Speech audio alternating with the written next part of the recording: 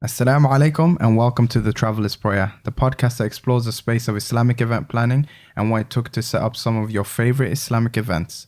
Now, I'm your host, Ahmed, and the man whose brain we're picking through this series is Rehan Iqbal. How are you, Rehan? I'm good. How are you? I'm good. I was wondering, I say your last name, but I don't say my own last name. I should just leave it with your first name. Well, I guess so. It's like you're either like Pele or Madonna or Eminem, just one name guy. Or I put more importance on your name over mine. Well, there you I'm go. just simple, Ahmed. Ya Rehan Iqbal. Okay, how are you? How were you from the last podcast? How did you feel about that? Listening back to it, I thought it went quite well. Yeah. A lot better than I thought it was going to be. So I think we've done a pretty decent job there. Sent it out to a couple of people. Obviously, people who have listened to it online had really good feedback. One brother specifically mentioned the story of Dale and how he brought a tear to his eye. The story of how he converted in his passing. So I think a really strong start to the podcast, considering we've never done it before. I guess we're doing all right. So here's to another episode, and hopefully we can keep it going. Okay. Alhamdulillah. Last week we ended on the Mufti Menk tour that you did, the first ever tour that he did here in the UK. And we were just talking about how patient he was with you and all your failures and how generous he was when he came here. But this week, let's explore your very first event under the name of Like Media TV. That event was called Now That's What I Call Islam in that time, and which was a play on the popular albums back in the 2000s. Now That's What I Call Music. In case people don't remember, people are young. Young people might listen to it. I still think that they still make those now records. I do not see, unless I watch TV, I don't see an advert for them anymore. Yeah. I watch a lot of TV. So. Yeah, it was hosted by Shaykh Jamal Hysaw. But before we talk about that, let's talk about how Like Media was formed to begin with. So as in like where the idea kind of came from? Yeah, because now you wanted to make it more official rather than just the guy who knows everyone and sets up an event. Yeah, so I'd had the idea of doing Like Media for a while, not as in the Like Media, and I didn't have a concept of a name, but like we discussed in last week's episode, I used to record a lot of the stuff I was doing. Okay. And this was when YouTube was kind of first starting. YouTube was kind of out there, but people weren't really putting lectures and stuff on there. And I thought, what would be really cool is to create a video platform where people can go online and can watch lectures. Because if you remember last week, I was saying I was inspired by a lecture, right? Yeah. That was my first thing that I really gravitated towards. And I thought, if I'm recording him and I can influence somebody the same way that I was influenced, I should really try to put as much effort and energy into that. So I'd had the idea before the Mufti Menk tour, I had an idea to create a video-based Islamic entity. Yeah. And I was part of FOSIS, and they said, look, do whatever.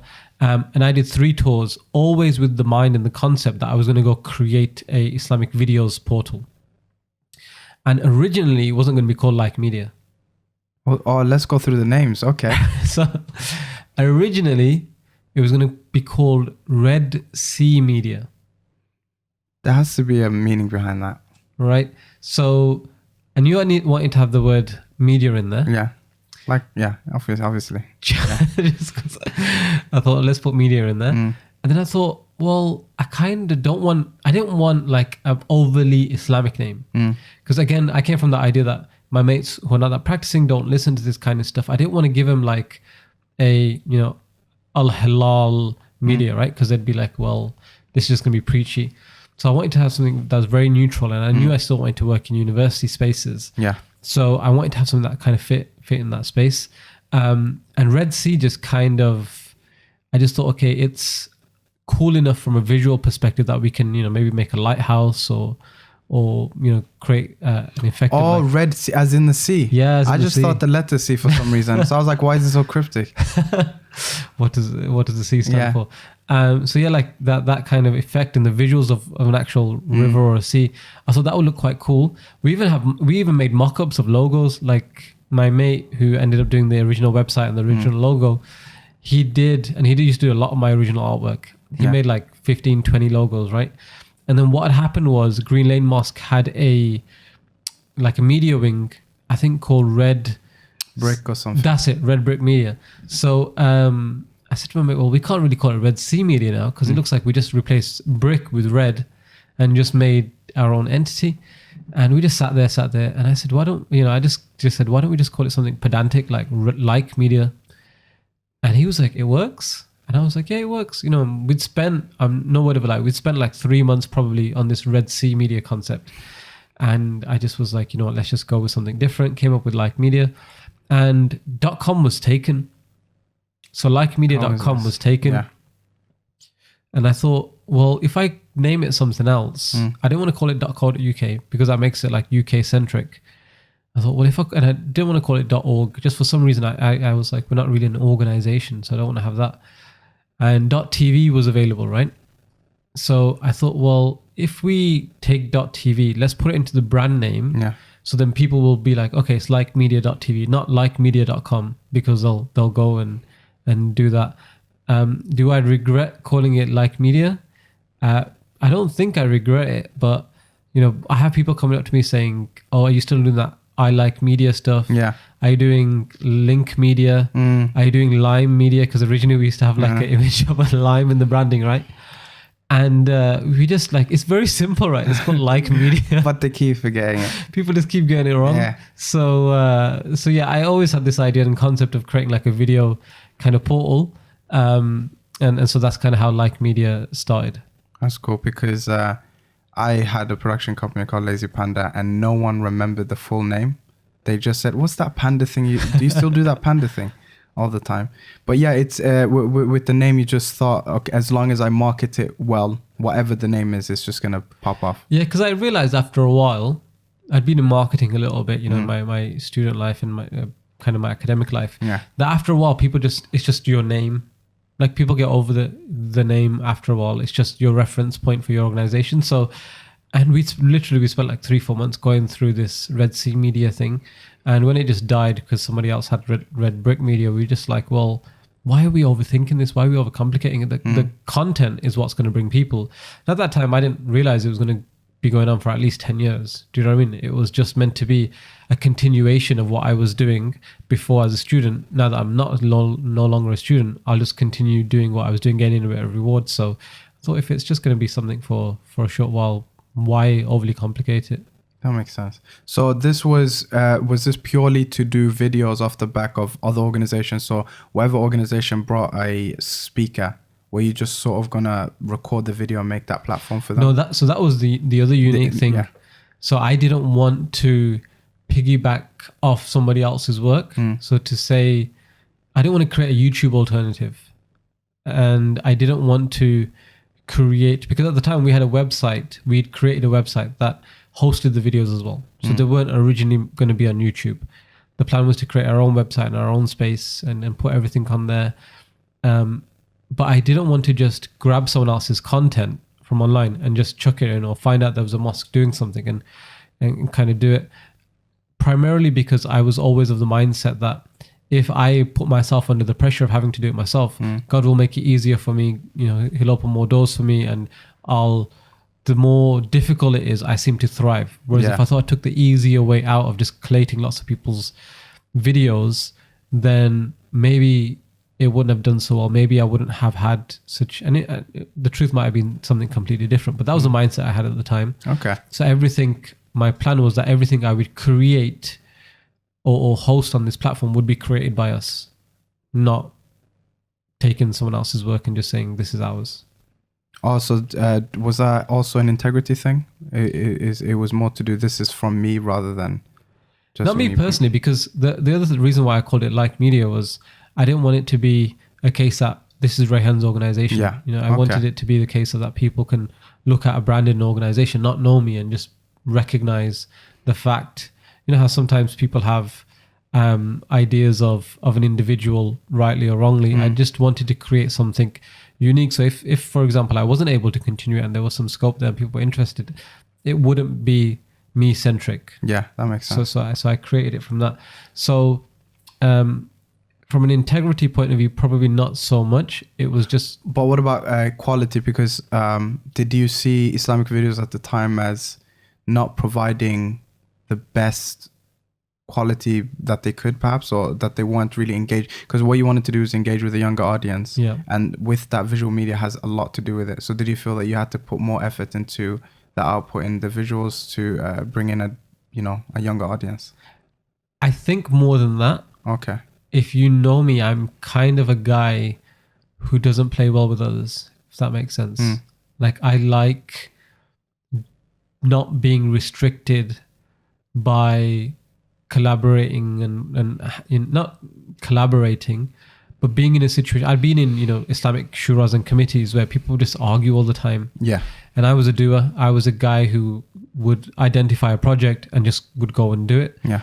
And there'd be other people who'd identify a similar project and just argue and debate, and people would get in the way. So I didn't want to be restricted by that. And I was also very much, like we discussed last week, I was doing stuff that was completely different to a lot of people. And I knew at some point, if I try to do it in another organization, because there's lots of organizations around. I'm friendly with vast majority of kind of organizations that were around and doing very similar things. But if I knew what I wanted to do and the route that I wanted to take with some of the guys and folks that I was good friends with, I knew that they probably wouldn't get what I was trying to do because it was so massively different in terms of, the branding and the ethos and the type of stuff that we were going to create, at least in my mind anyway. So I thought, why... like I was saying last week, when you're a ISOC president or you're a CEO or a manager, you have to kind of know your strengths and your weaknesses, and also those of the people kind of around it in the space. So I just thought, well, if I do that, and we're going to butt heads. It might not be in the first or second or even fourth or fifth tour. At some point, I'm going to want to do something, and somebody's going to say, no, we don't want to do it like that. We want to do it this way because it's safer, or we're used to it, or whatever. So yeah,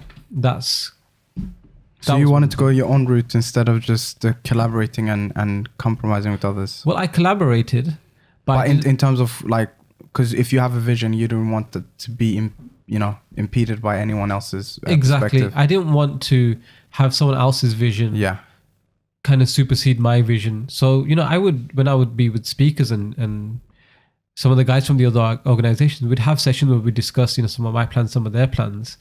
And I'd take advice and I'd give advice, and we'd have, getting together and discussing some of the issues and some of the thoughts and whatnot.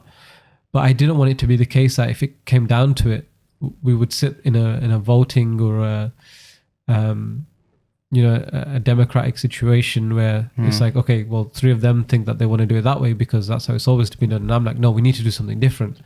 And because we're set up in a team structure, I wasn't able to do it. So would you say before like media, you would have compromised a lot more because you didn't have your stamp on whatever you were doing? It was more to do with others.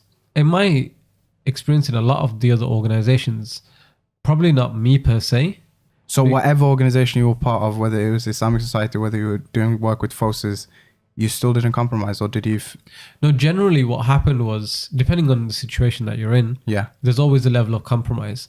But what had happened was I'd seen other individuals, because for me it was about output. I didn't want anything to get in the way of me being able to output this kind of stuff. So I'd seen a lot of other people in committees who would just just argue over a thing that where I was just able to do because I wasn't surrounded by that kind of thing. So I thought, well, if I do set up an entity like that, or I do it with someone who's already kind of doing it, what if that happens? What if it just stifles and we just kind of hit a brick wall? And again, it was just an idea. If it didn't work, right, there's no pressure. You set up an organization with lots of other people. There's expectations, there's standards, there's people want you to do certain things at certain times. With this, it was a case of, well, if it works well, I'll do it for a little while, and if I don't want to do it, I'll just stop. I'll just go home. So there wasn't even though we're discussing it now, a bit of what I'm talking to you about is a bit of hindsight as well of my thought process. Because at the time it wasn't that deep. Because I fully understand what you mean. When you collaborate with others, it affects the output a lot of the times, even to the degree where sometimes nothing would be put out because there's so much delegation and red tape and everyone has to be happy with the final product. But sometimes you sort of have to strong arm it and then push out what you feel needs to be pushed out. There has to be a leader at some point. Not everyone's creative input matters for the most part. And organization, like I said, I worked with a lot of organizations. That structure works perfectly well for the vast majority of organizations. But you have to understand that at that time there wasn't very many people who were trying to push the boundaries of marketing, on the Islamic scene. So right now, if somebody was to say to me, recreate like media in a new entity, I would very happily collaborate with a lot of people, because there's a lot of people who now that I sit down with and discuss and understand, and it's, you know, younger generation, social media's changed the game so much, right? So now it would be massively different, because now I'm probably a guy who would hold back quite a lot of other people because, you know, I have my own thoughts and ideas. But at that stage, at that time, there just wasn't this many people. Everyone was like in the, this is how it's always been done and this is how it always should be done. So it was just, you know, one of those things at the time. I thought, let's do it. And also I was finishing university, right? So a lot of the people that I probably would have collaborated with were also leaving university, and they were starting families and starting jobs and going back home and doing whatever they were doing. So it's very difficult to create a, you know, an entity, an empire with, you know, everyone who's going to have completely different priorities and objectives over the next few months. So kind of all those things. I don't know if you felt this way, because going on that is like your creative journey, things like that, and starting your own thing, which I can relate to a lot. But I don't know if you can relate to the part where I've tried to do the whole collaboration thing and, you know, working with others and things like that.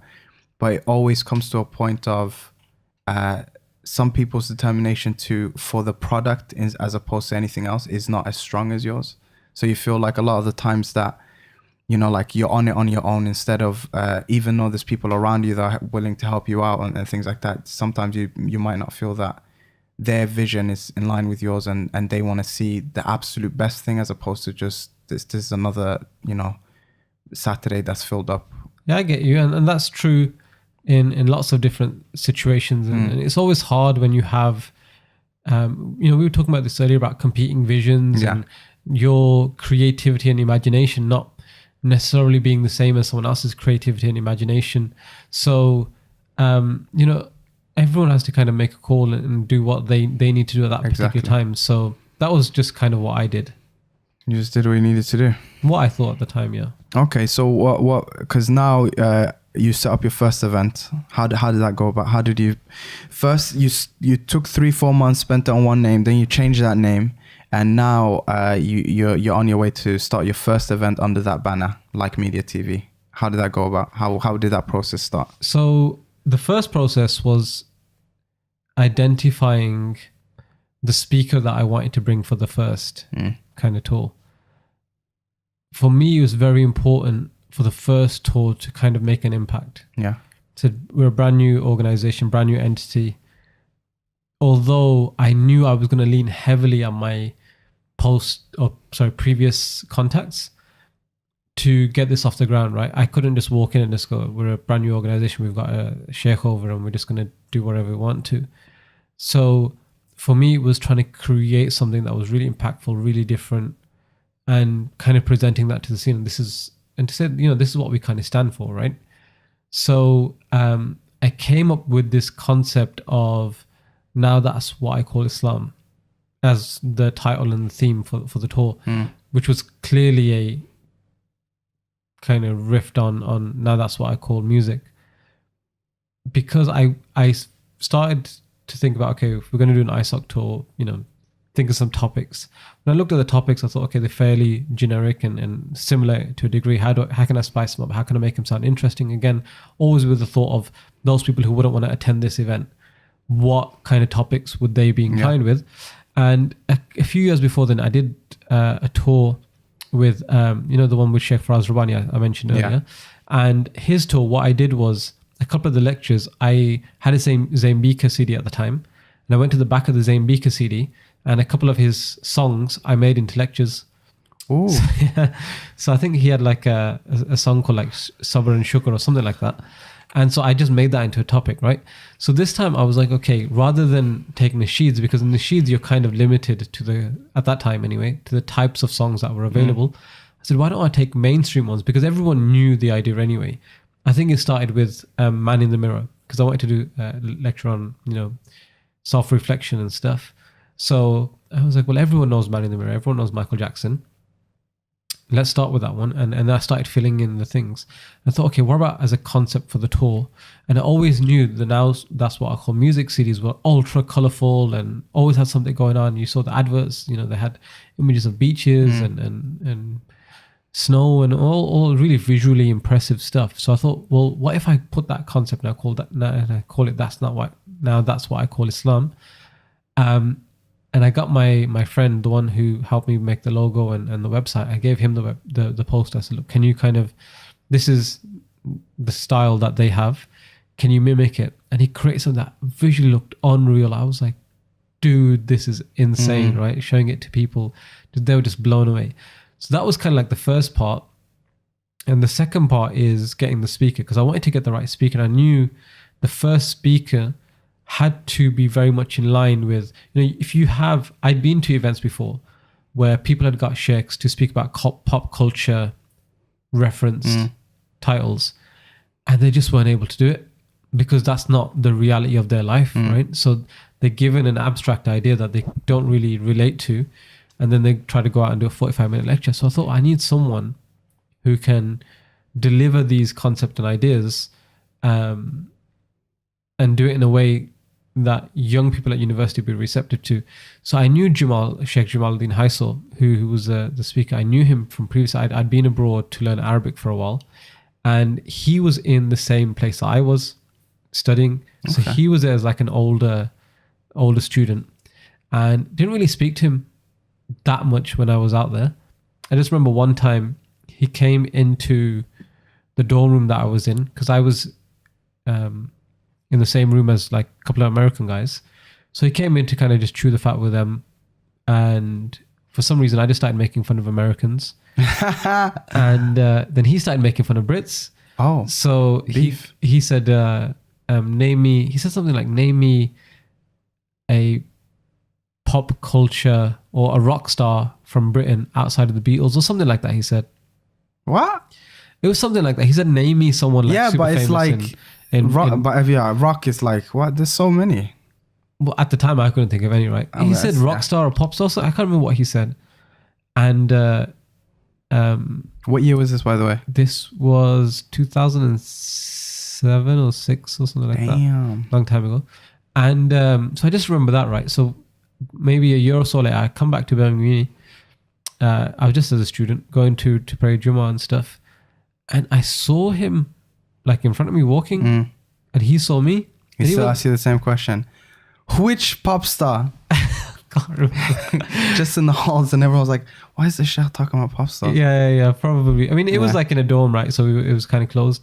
And it was just because I was making fun of Americans. So he was like, all right, let me get you on this. And we saw each other at uni, and, even though we'd hardly spoke while we were abroad, just hugged each other because we knew each other, right?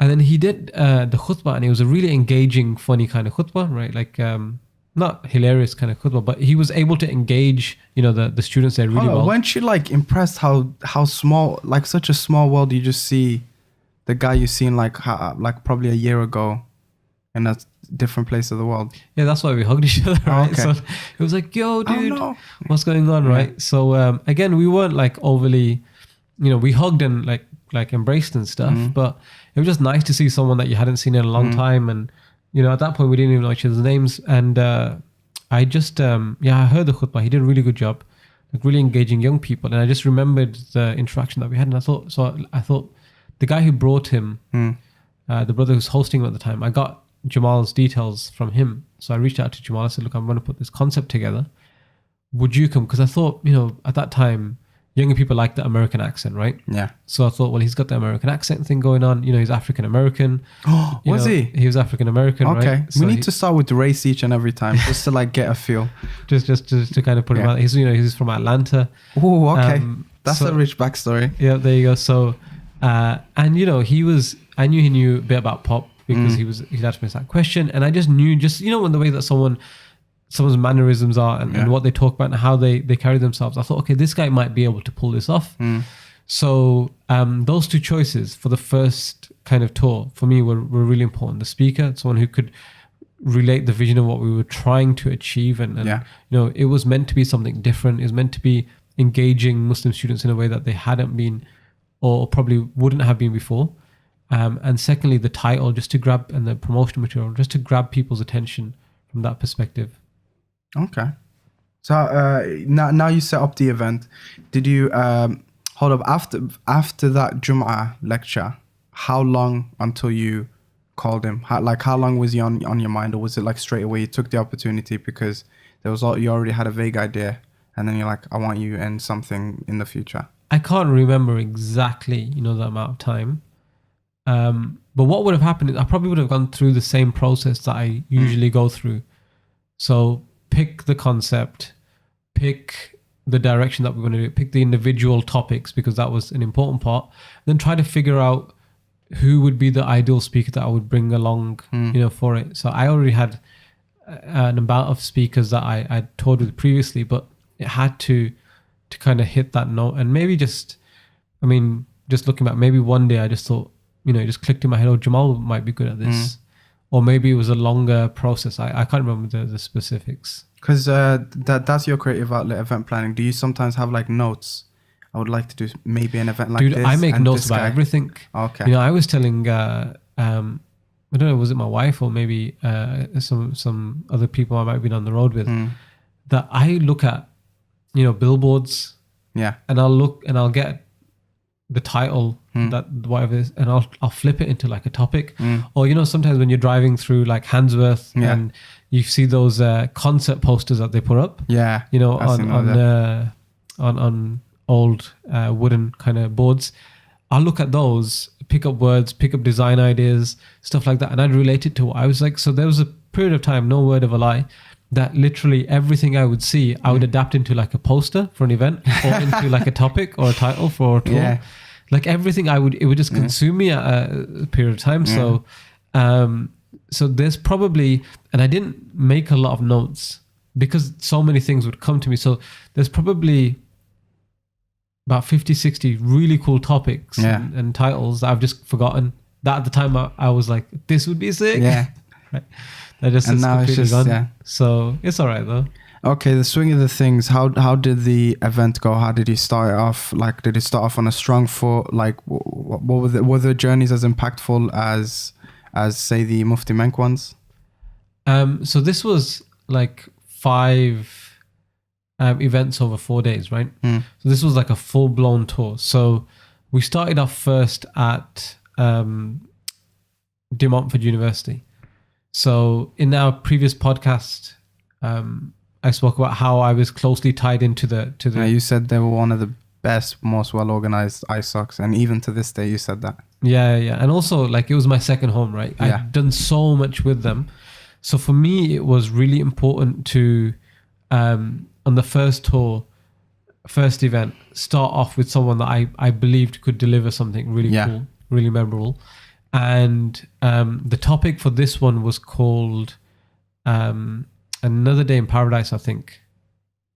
Yeah. From what I recall, it was called Another Day in Paradise, which was depending on when you listen to it, is it a Phil Collins song or is it a Brandy song? I can't remember, because I remember at that event, Jamal opened it up and said, "Does anyone know where this title comes from?" Right, and the idea behind it was that it was a topic about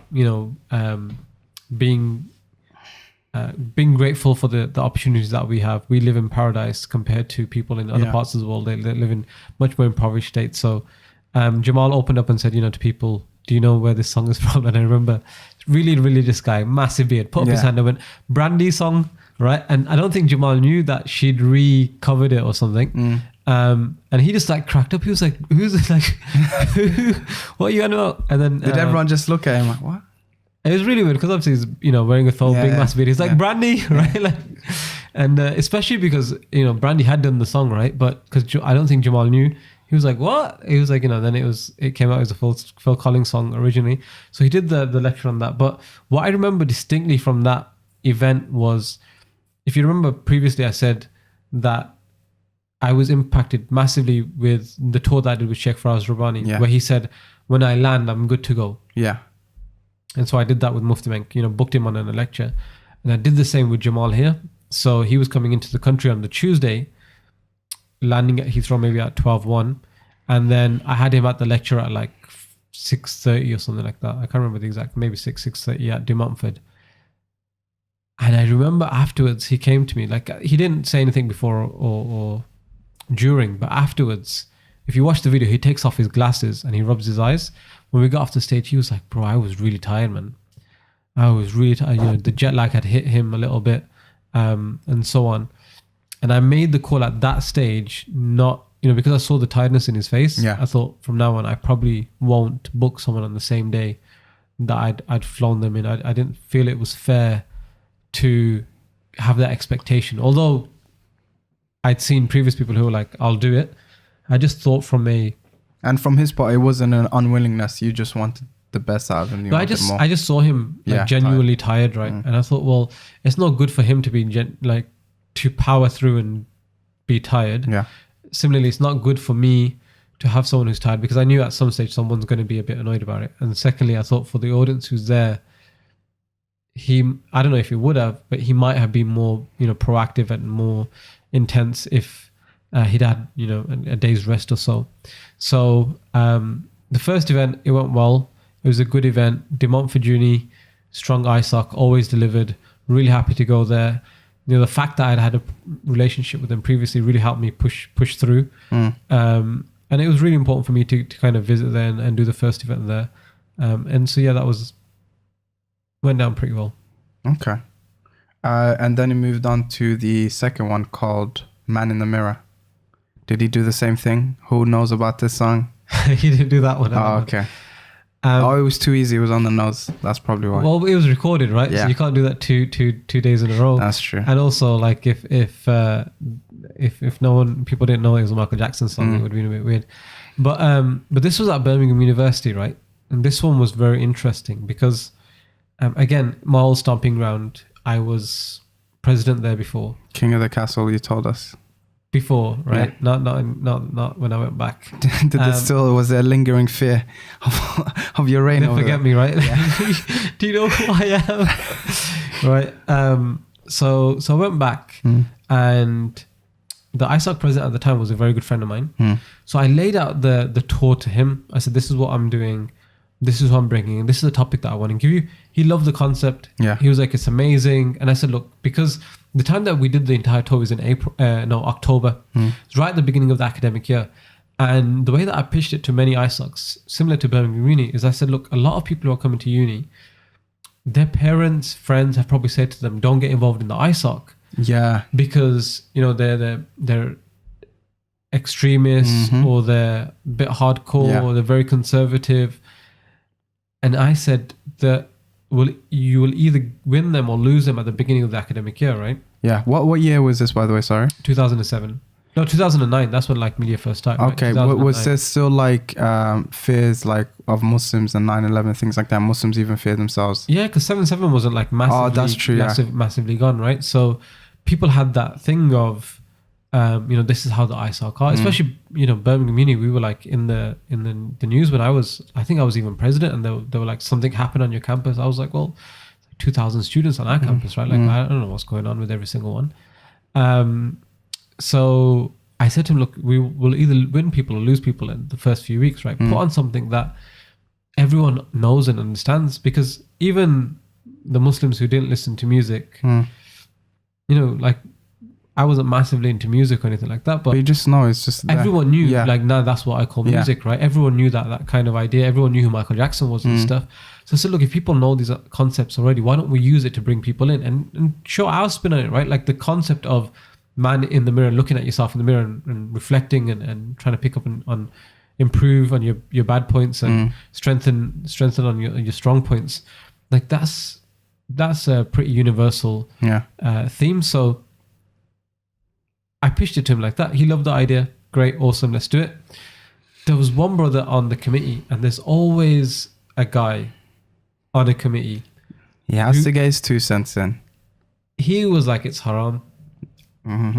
So he just got a bee in his bonnet about the entire tour. It's haram. The whole concept is haram. I'm like, what is haram? It's music. I'm like, dude, there's no music here. We're just using that concept. Yeah, but using a concept about music. I'm like, yeah, but you know it's music. So even you know that this entity is taken from that, and therefore is grabbed your attention. There's a lot of other people on campus who listen to music who are still Muslims, and it will grab their attention. Nope, it's haram, it's haram. adamant. It was everywhere he was going. So what started to happen was, because I was still at Birmingham Uni as a student, I was like a master's student, I think, at the time.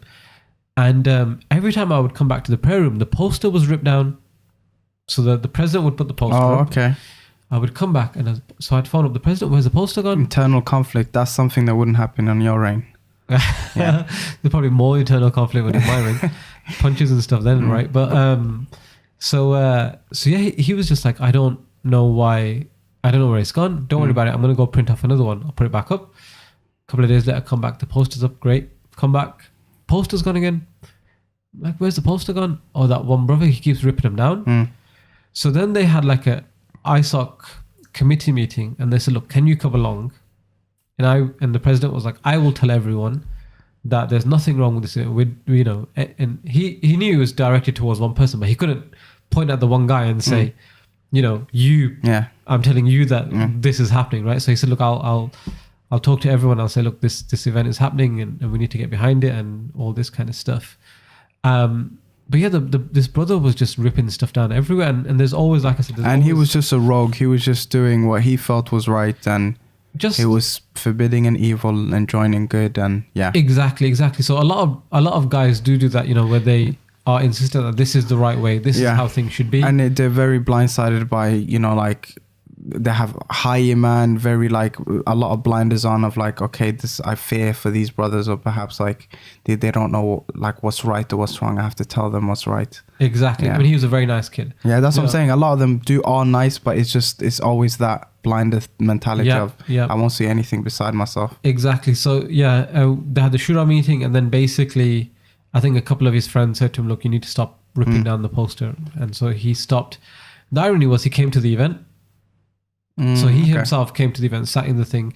Whether he was always going to come to the event or he came because he felt bad about ripping some posters down. He thought, well, I've stopped people from coming. But again, the lecture went really well. What was funny was Jamal came to campus and we were maybe like half an hour, 45 minutes early. Jamal didn't have a UK cell phone, so he just said, look, I'm going to wander around campus for a while and I'll be back before the lecture starts. And this is pre-WhatsApp and everything. But he didn't have, probably pre-WhatsApp. But he also didn't have a mobile phone. So even if he had, so we didn't even know where he was. So the lecture's like 2 minutes away. Everyone's like, where's Jamal? I'm like, I have no idea. So we just sent people out around campus like, can you go find the Shaykh, right? Can you run around and go find him? And also, University of Birmingham is not an easy place to navigate. Well, you can go anywhere, right? So we found him in time and he came back. It was just funny that sheer panic, like 2 minutes for like, where is he? I don't know. Do you know where he is? No, I don't know. Do you know where he is? No, I don't know. Where did you see him? Where's the merchandise? Like, where's he gone, bro? Yeah, the product is gone.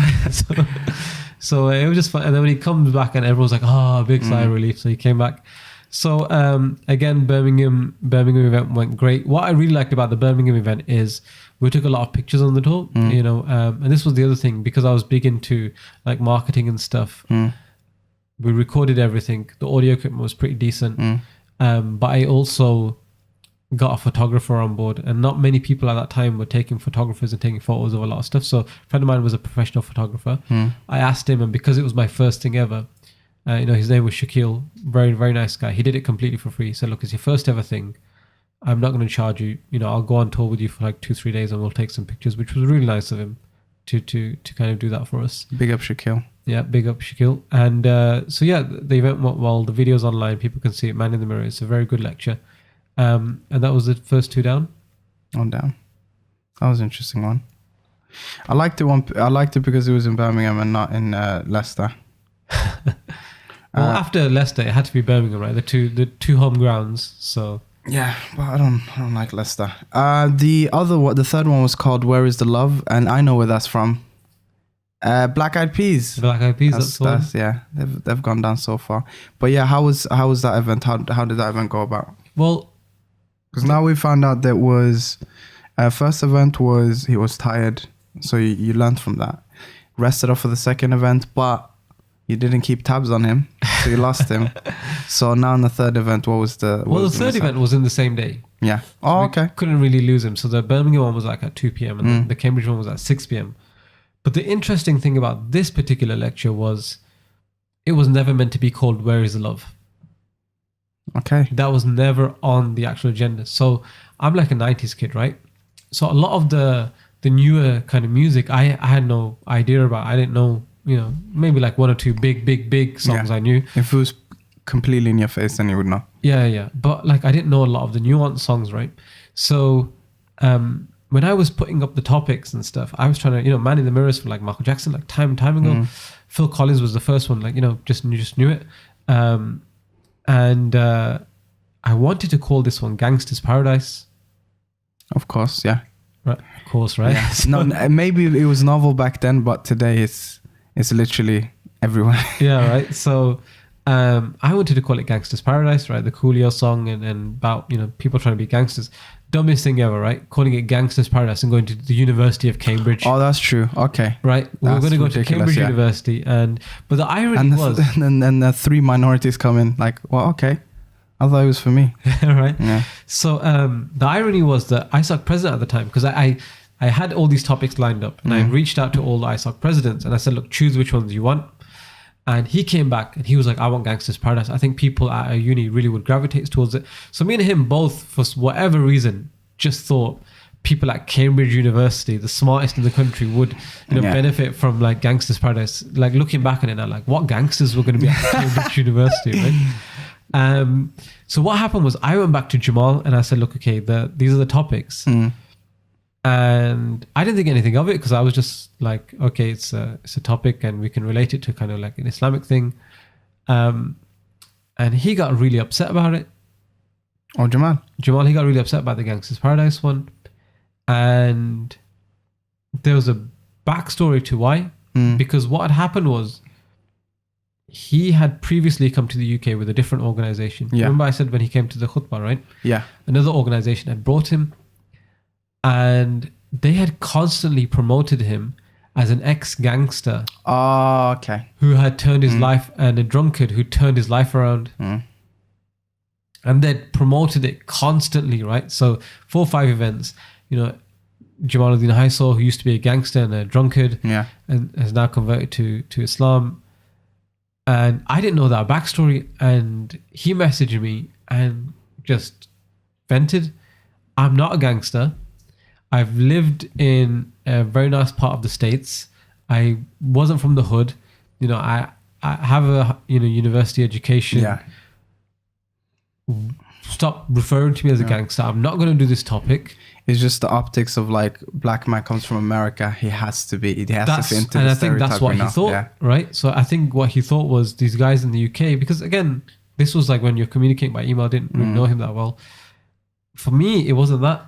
Yeah, like he could have been, middle-aged white guy. Was it pre-planned as well? The topics and names before he came on board. No, so I'd made them up as concepts, right? Because what you have to do is before you invite someone and all that, you have to get buy-in from the universities. You have to have them say yes, we will host you, because you invite somebody and then everyone's like, well, we don't want to do this. Yeah. Then what you're supposed to do, like just you have to shop it around and have them in your house, and then it becomes really difficult, right? So I'd gone to them first and said, these are some ideas for some topics. And then I'd went to him and said, okay, these are the things that we want you to speak about. So to me, it didn't matter whether he was black, white, American, English. I just thought it was a cool concept. So I wasn't like insistent on it. It wasn't as if it was really going to hurt me that he didn't want to do it. I was like, okay, we'll just do something else, right? And he was like, just when I replied back, I said, okay. And I explained it in that way. Like, look, there's nothing about your background. I didn't know this story that these guys had been calling you a drunkard and said that you were ex-gangster. I just thought the topic was nice. And I thought, okay, but we can switch it. I said, okay, why don't we talk about it's just mad that you don't ask someone about their background, but you add so much detail to the tour, right? Yeah. It's like he was a drunkard. He was an ex-gangster. Did you ask him this? No, but he's from America, so all the movies that I've seen, of course, it would make sense for him to be there. Yeah, it must be true. It must be true. So I was just like, okay, we'll call it the Raise the Love. So I went back to the Cambridge guys. Who proposed that, by the way? I did, I think. Okay. I did. Because at the time, Raise the Love was the war song. When people were protesting against the Iraq war and saying we don't want to go to war. And Where Is the Love went to number 1 because it was released to say we need to stop going to war. And people were doing the London March, you know, the Million Man March and all that kind of stuff. So that was a song that was playing everywhere. So I knew that song. So I said, okay, why don't we call it Where Is the Love? And although the song by Black Eyed Peas is about war and not going to war, I was like, well, again, we're creative license with these topics. We'll wrap it around love. Yeah. So we went to Cambridge Uni, and it was very different going to Cambridge Uni because previously I'd been to, you know, the red brick ISOCs. So like Birmingham, Leicester, De Montfort, Nottingham, Leeds, Manchester, you know, like the Liverpool, the traditional kind of ISOCs, right? Cambridge was slightly different. So we rock up, and in the lecture theatre, like people are just sitting wherever. So usually at an ISOC, the guys are at the front, the girls are at the back. As God intended. Yeah. That's just, there's going to be someone listening into this going, liberals, extremists. So yeah, people were just sitting everywhere. And I wasn't used to that, right? And that was the day, because I could have got in, pulled the president aside and said, listen, man, this is not how we roll. Like, you need to get all the guys at the front and all the girls at the back. But at the time I thought, that is going to be counterproductive, going to set everyone off on a back foot and going to make them not want to listen to what we're trying to do and what we're trying to achieve. Rather, let them be them. We will be us. And we'll inform and advise through our circles. And that lecture in particular, my stance on seating arrangements has always been from that particular tour. Yeah. In regards to, you know, going in and saying, okay, men should be at the front, women should be at the back. I just say, look, I'm not going to dictate to anyone. We're your guests. Yeah. However you guys do you.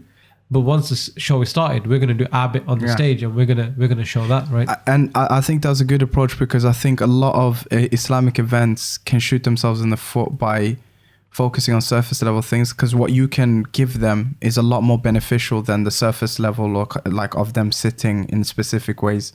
For example, one of the first Islamic events that I went to, it was the same seating, but when the women at the back were asking a question, some of the guys that was like at the front was looking back, but obviously like that's not the etiquette to do things. So everyone at the front was sort of looking them down as they were looking back. So there was always this hostile tension of like, you know, make sure where your eyes are at. But then when I went to events where it was like the seating was in different places and things like that, it's like, oh, okay, I can still focus on the lecture.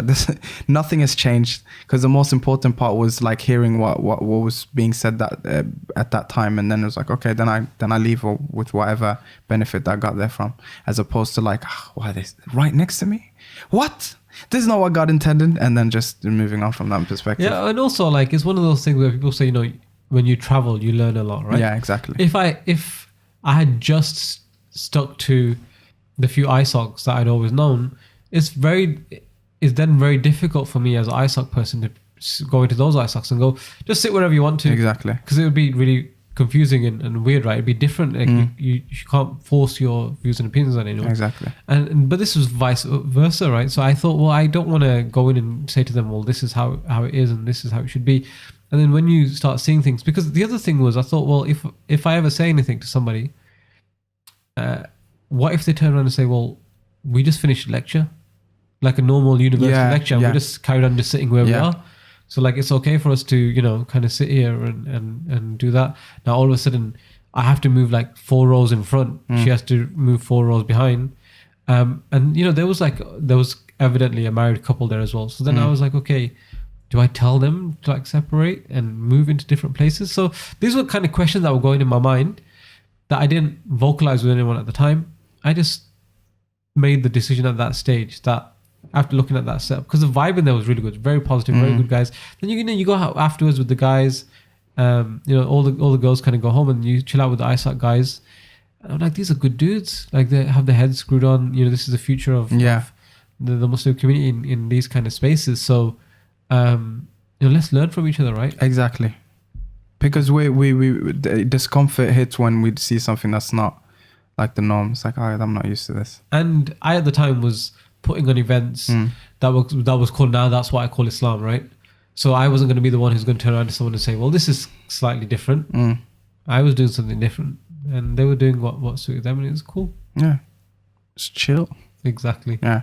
The fourth event, talking about mixed company in the club. In the club. That was the fourth event, and I think you went to University of Nottingham. Yeah. Tell me about that. Yeah. So this was, I mean, in the club again. I wasn't like massive into music, but this was like, anyone who's ever been to Alan Rockman, this was like, in kebab houses they were playing in the club, right? So I knew that track, and I knew that would also be very difficult for Jamal, because all the other stuff you could relate to Quran and Hadith, right? You can relate it to love and marriage concept. You can relate it to being self-reflective and looking at yourself and trying to improve yourself. You can look at it, in being grateful, gratitude in the first lecture. There isn't necessarily anything that you could say to someone, okay, this is related to clubbing or partying, right? So I knew he would have to get very creative with the lecture. And while we were driving because he was staying in Birmingham, because that's where I live, while we were driving to Nottingham, and we were kind of discussing it, because he said that to me on the way. He said, I can't really drop like bare Quran kind of quotes and a hadith, right? Because the issue of music is, it's one of those where some people say it's permissible, some people don't say it's permissible. And he said, look, he asked me like, what route do you think, you want to take this? And I said, look, this discussion isn't for people who listen to music. Yeah. Because if you're in the club, you're way beyond is music permissible or not. Yeah, without a doubt. You're like, you don't walk into a club and say, brother, do you know that music is not permissible? And you'd be like, what? I did not know this. It's like, I would enjoy myself if they just didn't play music here. Exactly. Give me another beer, please. So I said, look, if somebody says that going to the club, music is, I believe music is permissible. That's why I go to the clubs. Okay. There's a lot of other things around clubbing that is highly negative and highly discouraged. If you want to listen to music, let's pull you away from the club. Let's put you in your bedroom or in your house or a safe space where you're not going to get punched. There's no alcohol around you. If your guys and girls, can get sexually assaulted, right? Yeah. And you're highly tempted with a lot of vice and sin. Let's pull you away from that level of sin. So that was what I said to him, the concept. I said, this discussion, if someone says that, well, if you shouldn't go to the club because music is haram, then that discussion wasn't for them. And he said to me, I'm really glad you said that, because that was the exact route I was going to take on it, because I can't do the whole Quran and Sunnah thing. So it's almost going to have to be like advice as an older brother. Jamal was a convert. So he said, look, I've been in situations where there's a lot of partying stuff going on before he was Muslim. So he knew, the vices and stuff that can kind of come from there. So he said, yeah, that's the route I'm going to take it. I hope you don't mind. I said, look, dude, just kind of go for it and do your thing. What was interesting was the lecture was twinned. The room that we had booked, the Hysaw, lecture starts at 6. I think it was 6 anyway. There's another lecture at 7 o'clock with the Palestine Society. So the Palestine Society had booked the same room from 7 to 8. And because a lot of Muslims, especially the Arab community, they will get behind the Palestine cause because it's something that they really passionately believe about. But they won't get involved with the ISOC because, again, those preconceived ideas of their, hardcore religious, conservative kind of dudes who are just going to tell us that you can't do anything. Yeah. So what had happened was we ran over a little bit in our lecture. And when we started, there was probably like 100 odd people in the room. And I was in the front row watching Jamal because I was recording on my camera. And this was like a lecture where he wasn't static, he was moving back and forth. So I had to operate the camera, moving back and forth, trying to keep up with him. So at the end, I always I do a shout out about like media and what we're trying to do and telling people about it. So when he finished, I stood up, turned around, and the whole place is packed, like 300 something odd people, because we'd run over a little bit and all the people who'd come in for the Palestine thing had kind of started filling in the seats. So I had no visibility on this. Jamal obviously did because he's talking to the room. So I got up and I was like, whoa, there's 300 odd people in here. So when we finished, the president was like, look, this room's going to be used for the Palestinian side. Can we just jump out real quick? So we jumped out and there's like a whole buzz going on because loads of noise, loads of chatter. People are, because his lecture was really good and it's very, very. You're telling me there was a chant for encore? I don't know about encore. I think there's some people ready for the next one. But okay. Then what happened was when we got outside, loads of people kind of surrounded Jamal and started asking him questions and stuff, and people were really happy. And like it was something very different. If you watch that lecture called In the Club, it's very different to like what had been done before. And I remember there was a guy who was a couple of rows behind. He shouted to he spoke to his friends with the president. He came to the Palestine thing. And he caught like the end of In the Club talk, and he goes, "Dude, this lecture came at the right time for me, man. I was going to go to the club tonight, and I'm not going to go because I heard it." Now, SubhanAllah. Yeah, I don't know whether he went the next day or the next day or the next day after that, but for that one night, we managed to stop that one kid going to the club. That justified the entire, the entire concept of the entire thing. So. When that story, because the president came and told me, because that kid over there, he just told me that the lecture came at the perfect time. I was going to go to the Palestine thing, then go to the club straight after. But when I was listening to the whole, lecture and the discussion, I thought, man, I shouldn't really go to the club, man. It's not the right place to be. And I was like, that's what like media is about, man. Yeah, that's what we're trying to do. SubhanAllah, just that, like the timing of it all and how that's insane, right? That's sick, man. Proper sick. Okay, so that was the fourth event. Where you were clashing with the Palestine Society, but in a good nice way. Yeah, in a nice way. But we started off with him coming to the Montfort Uni tired, you learning from that. Then he came to, had a rest, came the next day to Birmingham. But in Birmingham, you lost him. And then you... I like the way, like, that's become the big story from that. Because I need to take something away from it. And the audience need to take something away from it too. And what's it called? That's when you got lost. Then you went to Cambridge, where you were faced with no segregation, where you see men and women sitting together in an Islamic event, which is not the norm, but you had to sort of wrestle with that and then find a balance. And now you went to the fourth event where you took a guy from the club. Took him out of the club. Took him out of the club. And then we went to the last part of the tour, which was called, this was a saucy title, by the way, Sex, Drugs and Rock and Roll.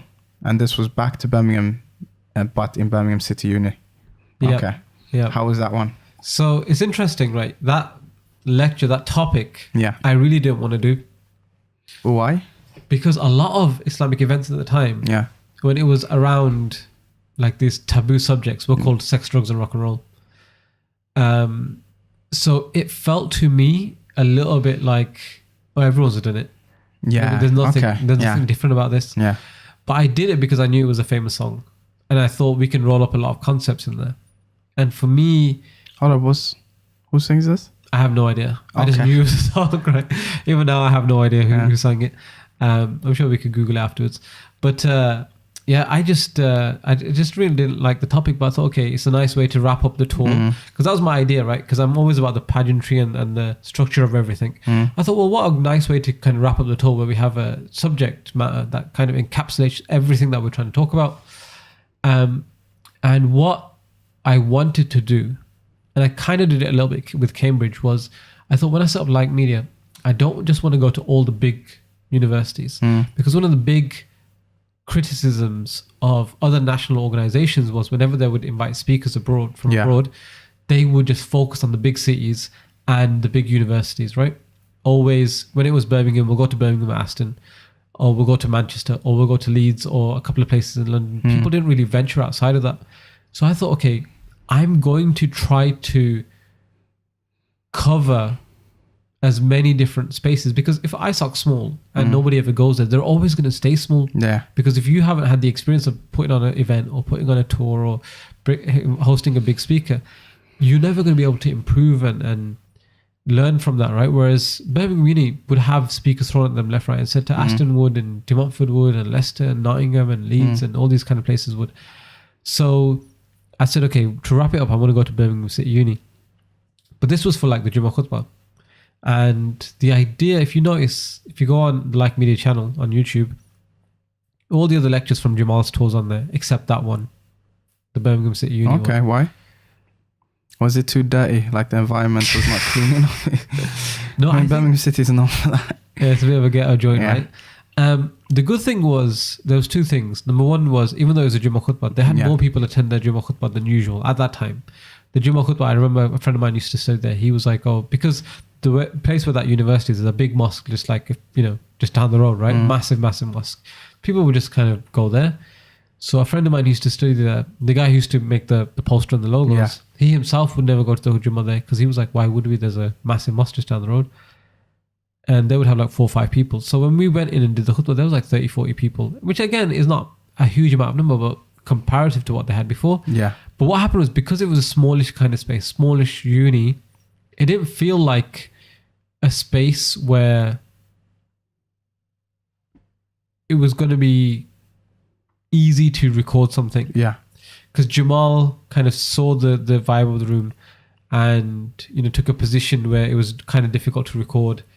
The room was small and there was a lot of people in there. So it was, it's a Jummah khutbah kind of beforehand. You can't really stand up and put a video camera there, even though we've done it far more afterwards. But at that time, it just felt like really weird. I don't know, there was a vibe in the room where I felt it was really weird to kind of record. So we didn't. Well, what was that vibe? I don't know. It's very difficult to kind of pinpoint. When you get into a room and you just, like, there was something that told me just don't record. Is it because it was intimate, or because you felt like it would detract from any benefit that people might have gotten? Probably from it? Both. Probably that. Probably I just thought a little bit around this topic's been done so many times by other people. Is it really worth recording it? Maybe there was an issue with the camera at the time. Maybe I didn't have enough battery or something like that.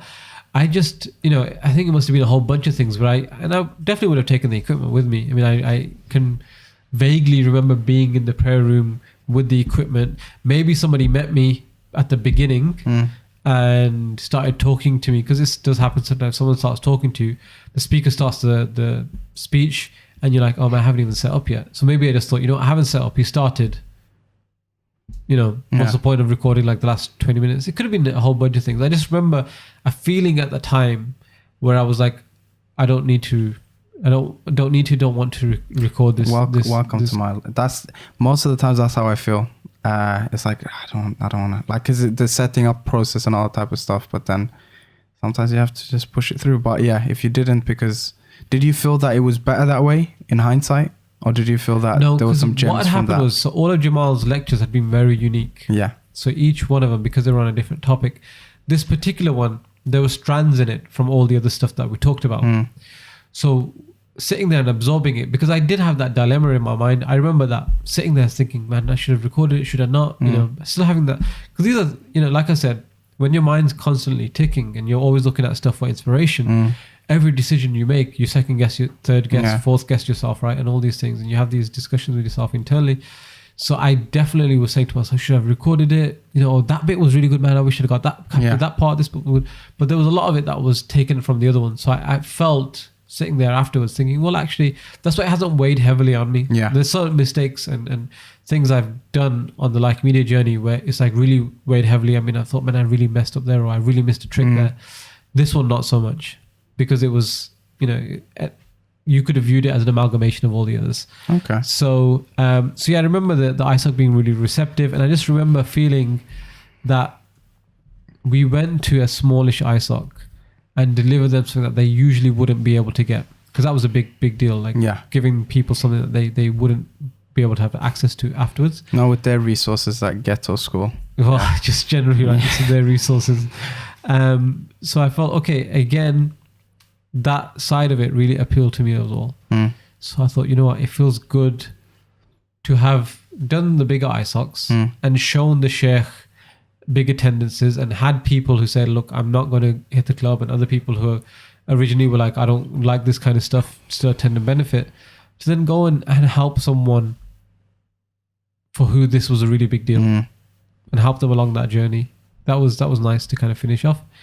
Like I said in the previous podcast, you have different phases, when you go through the euphoria and then you settle down, and looking back on it, it was a nice way to kind of end.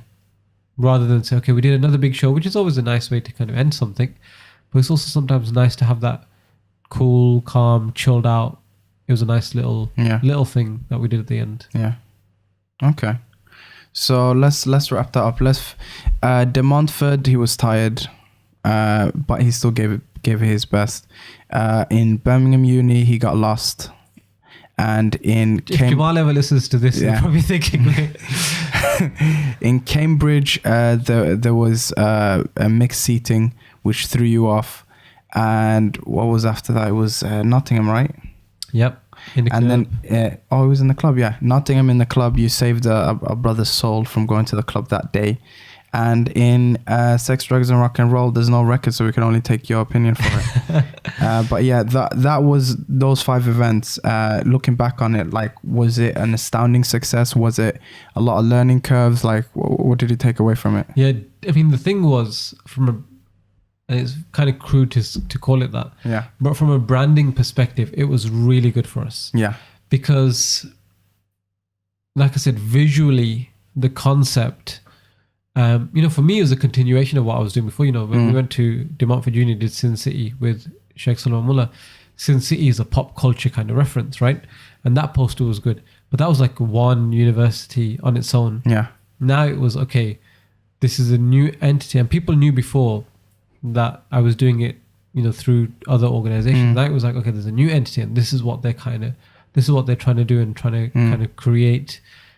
Everyone was receptive. I know you picked out some, what you took away from each of those kind of lectures, but each uni was like, yeah, that was really good. That was really something that every university, probably aside from De Montfort because they had huge attendances, but every university came back and said we had more people come to this lecture than we would on an average kind of thing, which is the kind of the point. So from that perspective, that was good. People learned, they engaged. Me and Jamal, by the end of it, because you're on the road a lot together, right, over the course of those four days or so, we then became good friends. Previously we were acquaintances, we knew each other, but because we've been on the road, we cracked a lot of jokes with each other. We shared some funny stories. He told me about his life, I told him about my life, what's going on. Then we became good friends, and we kind of, when you do this kind of work, there's very few friendships that you make. You make a lot of acquaintances, you make a lot of contacts and stuff. But people genuinely who are friends of yours that you text quite regularly, and when they come over, they come and stay at your house, or you go stay with them, or you go out and you just do like things that mates normally do, like go play football or do whatever. That's very few and far between. Yeah. So, but Jamal is one of those friends of mine now. Like, he's someone that we chat very, very regularly. So that was good. We became close. We had a good time. He got what I was trying to do. Yeah.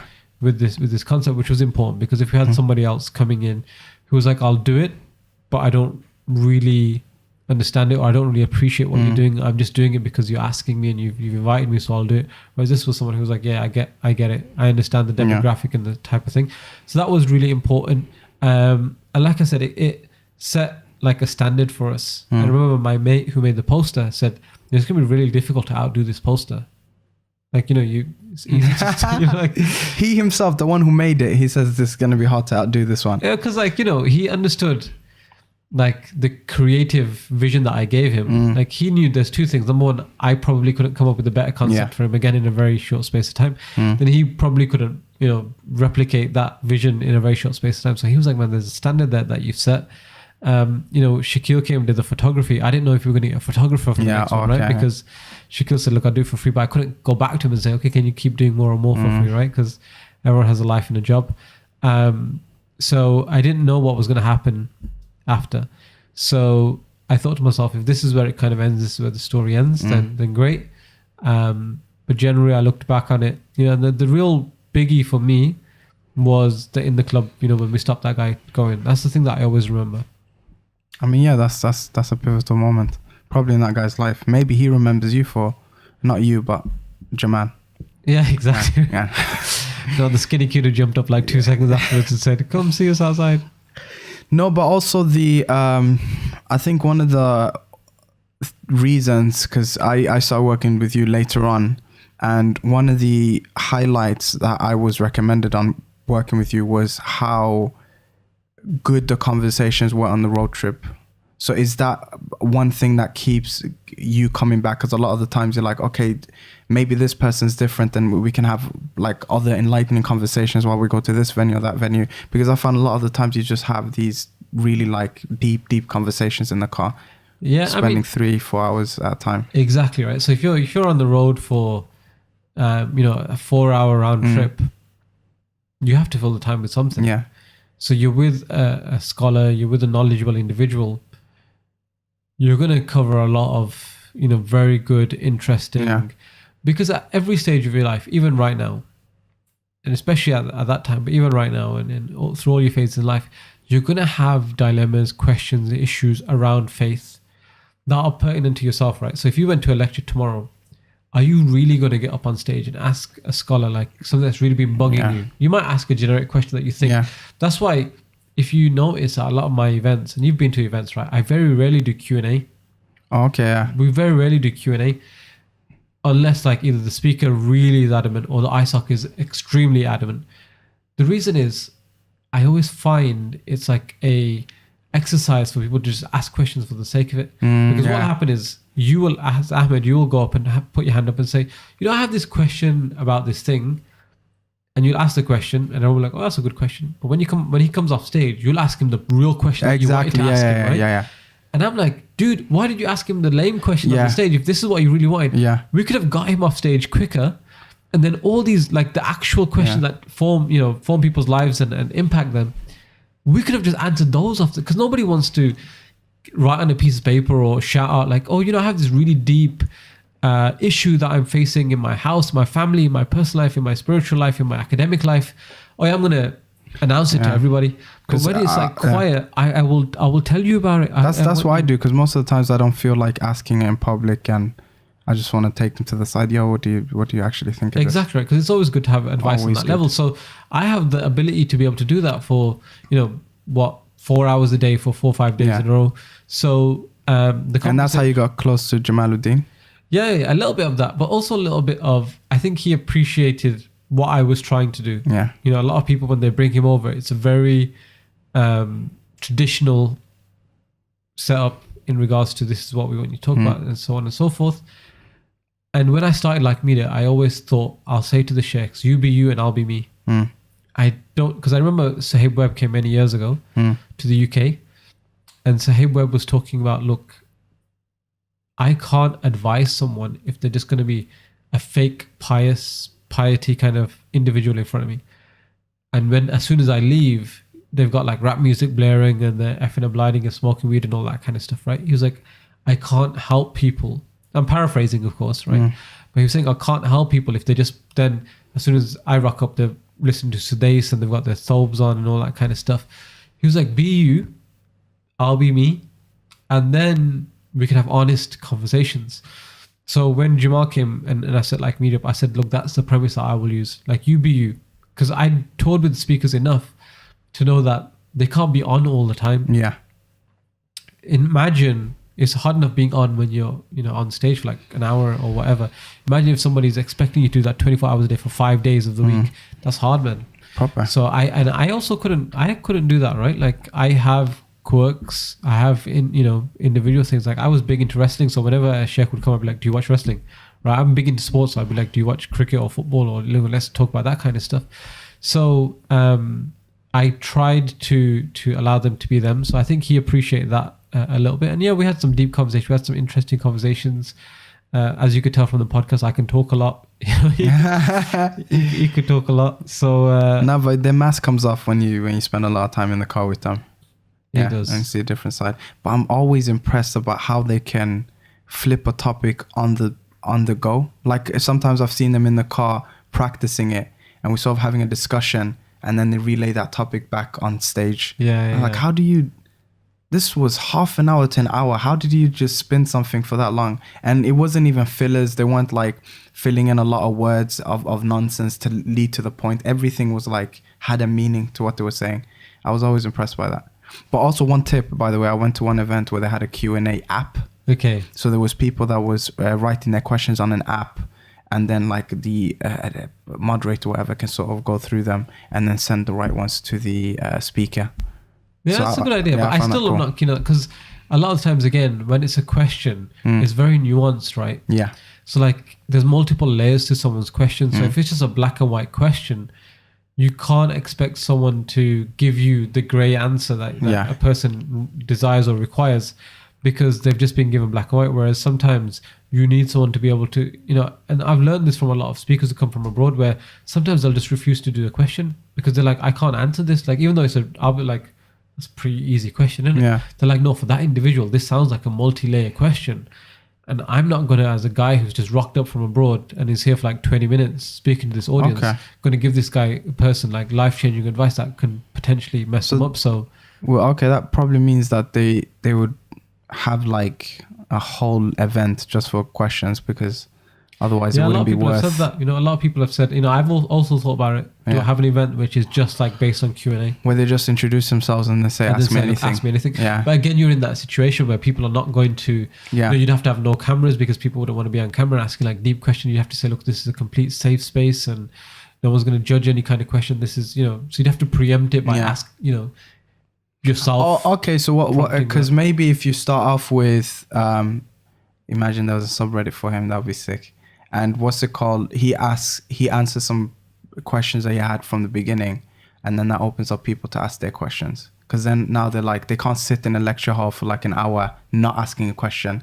Like after him answering the questions, some questions, they can sort of build up the courage. Yeah, I was speaking to a sheikh recently. I can't remember who it was, and I said, look, to be honest with you, what I've learned over the years is the discussion after, when we go out to eat, is far more beneficial than the lecture. Yeah.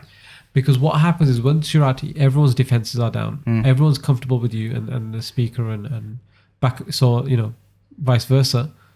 Because you're all comfortable with each other, everyone then starts to open and starts asking questions, and people are vibing off each other. So you'll ask a question and another guy will jump in with like his kind of perspective. In the lecture, it's like one-way communication, if that makes sense. And even in the Q&A, it's very, again, it's very black and white to that degree. Whereas when you have the forum where it's like, okay, defenses are down, no silly questions, no one feels like there's any silly questions, and everyone is open to that avenue and that discussion format.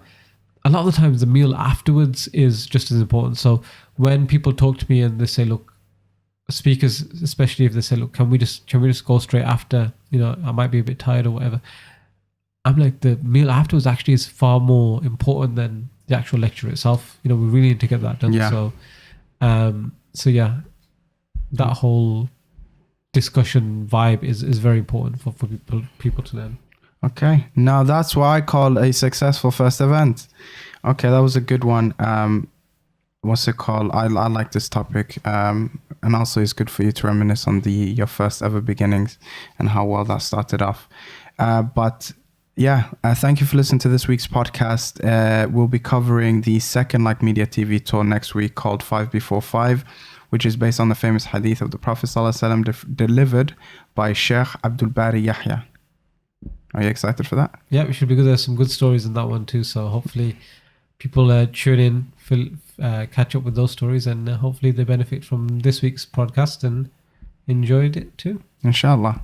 And think about the man who didn't go to the club. And think about if you're going to go to the club after listening to this. Do you think they would? I don't think they would listen to this if they were going to the club. But you never know. Let's hope. Inshallah. Okay. That's what we're doing it for, isn't it? Okay. For me, goodbye. Assalamu alaikum wa rahmatullahi wa barakatuh. And from my co-host Rehan. Assalamu alaikum everyone. Keep the faith.